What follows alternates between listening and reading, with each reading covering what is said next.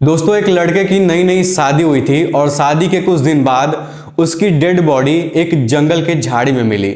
दरअसल उसकी dead body एक सप्ताह से उसी झाड़ी में पड़ी हुई थी।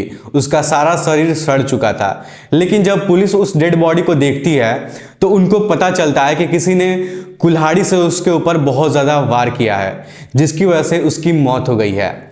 और मौत होने के बाद उसको एक बोरे के अंदर भर कर और उसको उस झाड़ी में फेंक दिया गया था। लेकिन सोचने वाली बात यह है कि शादी के कुछ दिन बाद उसकी हत्या किसने कर दी थी। इस घटना को जानने के लिए आपको वीडियो को पूरा देखना पड़ेगा, तब आपको पता चलेगा कि उस लड़की की मौत कैसे हुई थी। नमस्कार दोस्तों, मैं हूं करण श्रीवास्तव। स्वागत है आप सभी लोगों का हमारे YouTube चैनल पर पहली बार है तो चैनल को सब्सक्राइब कर लीजिए और वीडियो को लाइक कर दीजिए। चलिए वीडियो को शुरुआत करते हैं। दरअसल आज की जो सच्ची घटना मैं आपको सुनाने जा रहा हूं, ये सच्ची घटना है मोहम्मदाबाद की।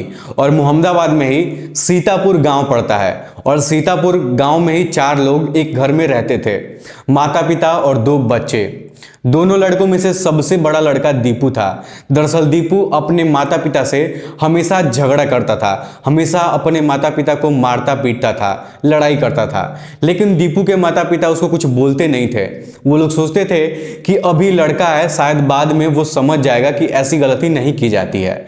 लेकिन कभी कभी ऐसा भी होता था कि दीपू अपने माता पिता से झगड़ा करने के बाद 4-5 दिन तक वो घर से गायब हो जाता था, वो घर पर आता ही नहीं था।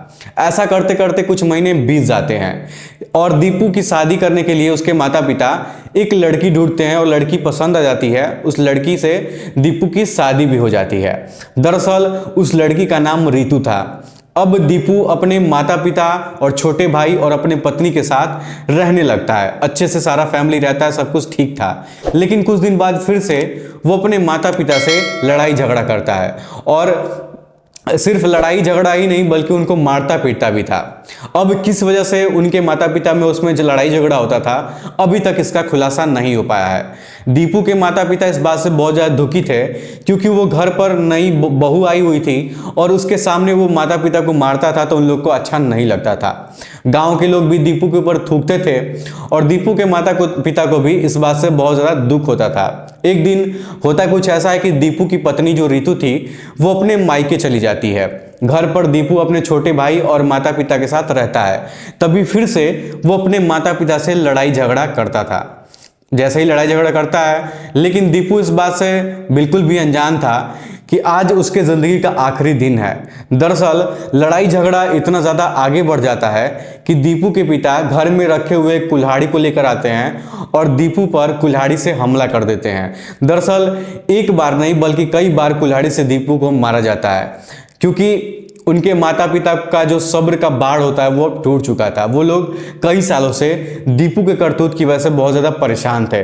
दरअसल कुल्हाड़ी लगने के बाद दीपू की मृत्यु हो जाती है और उसके माता पिता सोच में पड़ जाते हैं कि दीपू की डेड बॉडी के साथ अब क्या किया जाए, क्योंकि दीपू के माता पिता ये घटना किसी को बताना नहीं चाहते थे। फिर दीपू के डेड बॉडी को वो लोग एक बोरे के अंदर पैक करते हैं और एक झाड़ी में ले जाकर फेंक देते हैं।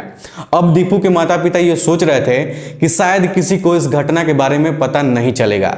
लेकिन 1-2 दिन बाद रितु जब दीपू के फ़ोन पर फ़ोन करती है तो उसका फ़ोन बंद आ जाता है। जब दीपू के माता पिता से वो पूछती है कि वो कहाँ है, तो वो लोग कहते हैं कि हमसे झगड़ा किया और झगड़ा करने के बाद वो कहीं चला गया है और अभी तक वो वापस नहीं आया है। दरअसल दीपू शादी से पहले भी ऐसी हरकत करता था, झगड़ा करने के बाद वो घर से गायब हो जाता था। इस वजह से उसकी पत्नी को लगा कि कहीं गए होंगे और 1-2 दिन में आ जाएंगे, लेकिन फिर भी दीपू का पता नहीं चलता है। तब रितु थाने में कंप्लेन करती है कि हमारा पति 1 हफ्ते से गायब है, उसका कोई पता नहीं चल रहा है।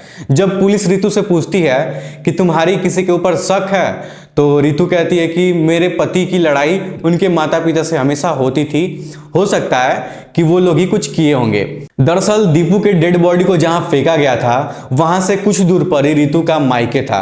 दीपू को मरे हुए 1 सप्ताह हो गए थे, लेकिन अभी तक किसी को कुछ पता नहीं था कि उसकी बॉडी कहाँ है या फिर दीपू कहाँ है। जहां पर उसकी बॉडी फेंकी गई थी वहां से गंदी स्मेल आने लग गई।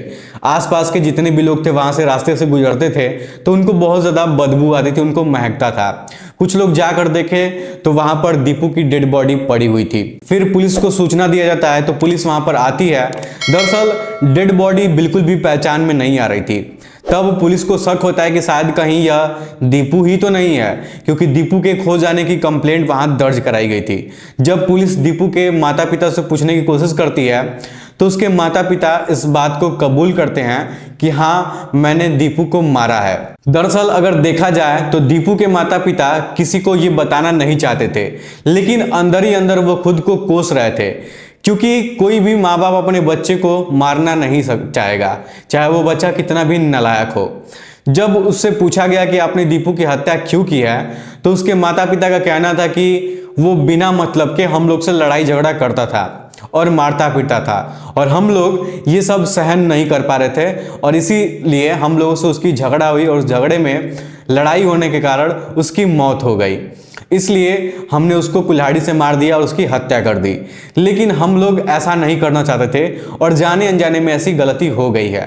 जब ये बात रितु को पता चलता है कि उसके पति की हत्या हो गई है तो उसका रो रो कर बुरा हाल हो गया। दरअसल अभी कुछ महीने पहले इन दोनों की शादी हुई थी।